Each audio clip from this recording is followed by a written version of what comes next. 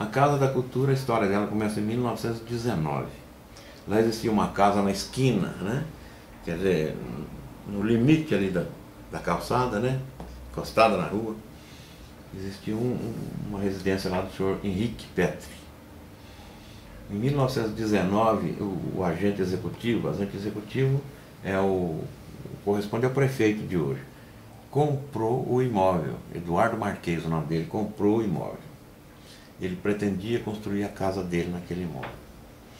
E ele foi a São Paulo, numa das viagens que ele fez a São Paulo, ele viu lá um palacete muito bonito, e ele fotografou esse palacete de qualquer jeito, conseguiu a planta, trouxe para cá, falou com o Dr. Paes Leme, que tem uma rua dele que entra ali pelo bairro Oswaldo Rezende, se não me engano, vai até na porta do cemitério lá, né? Dr. Paes Leme foi um engenheiro que deve ter feito os projetos para ele, e o empreiteiro foi Carlos Marques e o construtor foi Américo Zardo. Construíram aquele palacete bonito lá, né? E ele morou lá até 1932. Aí ele vendeu para um tal de senhor João de Oliveira. Aí o senhor João de Oliveira ficou lá mais uns 4 anos e vendeu para o Dr. Laerte Vieira Gonçalves. O Dr. Laerte era médico e tinha vindo de Ituiutaba. E instalou lá então um pequeno hospital chamado Casa de Saúde e Maternidade Dr. Laerte. E ele e a mulher dele moravam no hospital, era a residência dele. E era também um lugar onde ele atendia doentes e internava também, e fazia até cirurgias. Aliás, ele, para morar lá, ele teve que fazer adaptações elétricas, hidráulicas e até arquitetônicas, sem mudar, não mudou absolutamente nada. Ele só puxou, fez um puxado para a esquerda, né, no rumo da rua 15 de novembro, formando um L ali, e fez uma sala em cima e uma sala embaixo, acompanhando a arquitetura original. A gente chega lá e não percebe que é um acréscimo que ele fez. E ali, o que ele fez foi pôr janelas bem grandes para ficar bem iluminado ali. E eram salas de cirurgia. Dizem uns que era sala de cirurgia, outros que um era sala de cirurgia e o outro era sala de esterilização. Ele ficou lá algum tempo, depois comprou terreno ali para baixo, fez a casa dele e ele ficou só hospital. Quando foi em 1946, na década de 40, ele se aposentou como médico e alugou lá para o Dr. Caio Bardi, que continuou tocando o hospital. Depois, ele, Dr. Caio Bardi ficou lá 3 ou 4 anos, saiu e passou isso para outros médicos que instalaram lá uma chamada Policlínica Uberlândia. Era Dr. Ivan Miranda, Dr. Abdala Miguel, Dr. Sebastião Campos, Dr. Duarte Portilho, e tem mais um. Bom, e eles ficaram lá até 1956. Em 56 eles fundaram o Hospital Santa Catarina, lá na Avenida Getúlio Vargas, saíram de lá. Aí em 56, aí lá ficou mais ou menos assim, abandonado, até que foi para lá a delegacia, em 61. E aí o delegado regional era o doutor Inácio Gabriel Prata Neto, um sujeito muito simpático, muito agradável, mas muito truculento, duro para chuchu. E ali os porões ali foram xadrezes, né? Foram prisões de comunistas ou de supostos comunistas, né? E então o delegado vivia prendendo gente aí, recebia denúncia, mandava buscar e prendia lá até ser ouvido, né? E ficava preso ali embaixo. No fundo, onde acho que ainda hoje é uma cozinha ou uma despensa, uma coisa assim, no fundo do lado esquerdo. É uma cozinha ainda? É uma cozinha. Então, debaixo era um xadrez. Inclusive a porta que tinha lá foi trocada. Era uma grade, né, de ferro. E não tinha janelas. Então ali eram algumas pessoas presas, né? Quem disse que sofreu muito lá foi o senhor Roberto Margonari. A delegacia ficou lá até o governo do Rondon Pacheco, quando o doutor Rondon Pacheco foi empossado lá em Belo Horizonte. Ele... Ah não, antes disso, eu vou voltar um pouquinho atrás.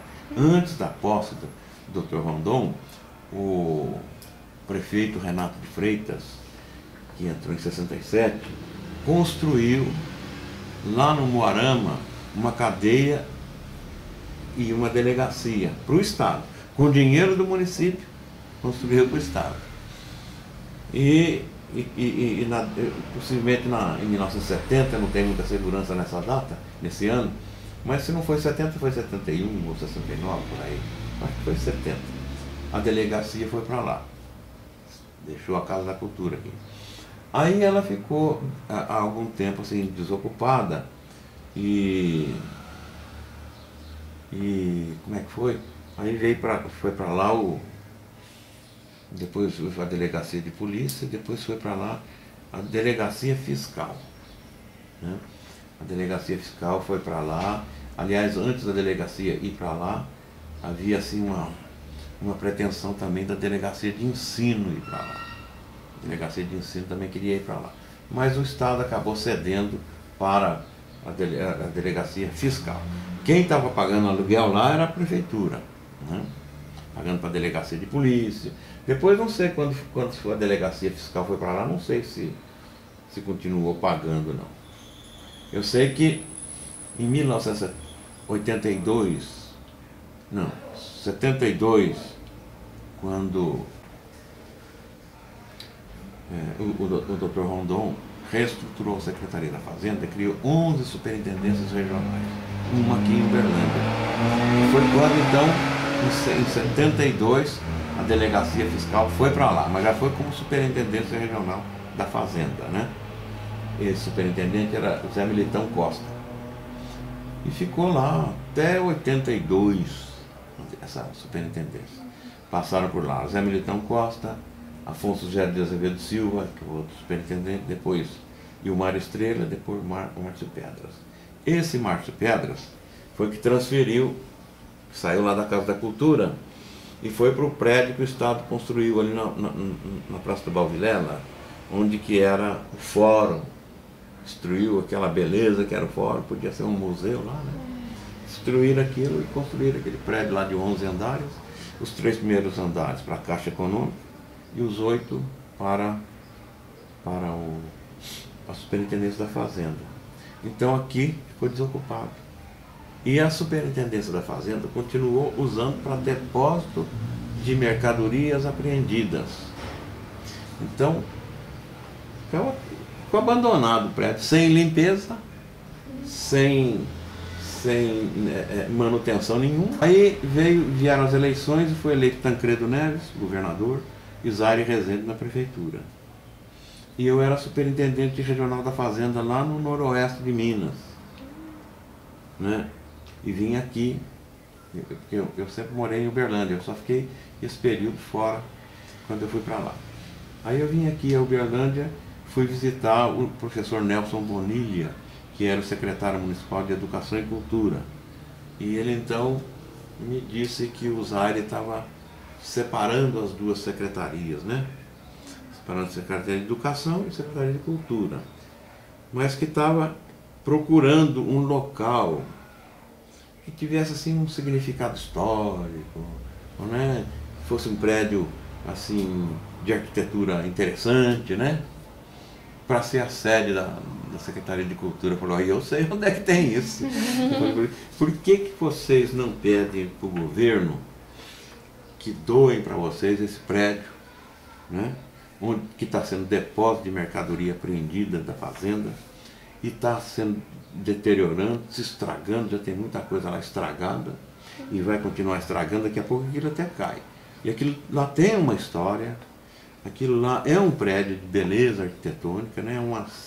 Tem uma mistura de estilos ali muito grande, mas não deixa de ser um momento da arquitetura de Uberlândia. Mas aí foi feita a doação, aí a universidade, através da professora Maria Clara e de um técnico lá em arquitetura, esqueço o nome dele, me desculpa, mas eu tenho anotado ali. E que cuidaram de organizar as coisas direitinho, né? E veio o pessoal do IEFA, de Belo Horizonte, e fez o restauro do prédio, né? E aí, quando foi, não me lembro quando, mas foi inaugurado na gestão da professora Yolanda, que foi a primeira secretária municipal de cultura, foi na gestão dela que foi inaugurado lá. A Casa da Cultura, ela aparece exatamente num momento de redemocratização, de nova república, de liberdade.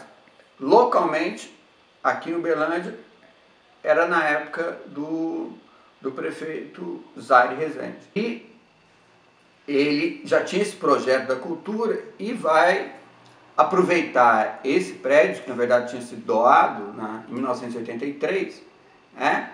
Mas a lei é de 1984, que cria a Casa da Cultura. Ela é inaugurada em 1985, porque aí nós vamos ver depois, a própria Casa da Cultura vai chegar um momento que eles vão largar ela de lado. Ela vai ficar praticamente mais de 10 anos sem utilidade nenhuma. De 1995 a 2006, ela vai ficar inativa. O que é ficar inativa? Não vai funcionar. Por que ela não vai funcionar? Porque o Zaire ganhou em 1983.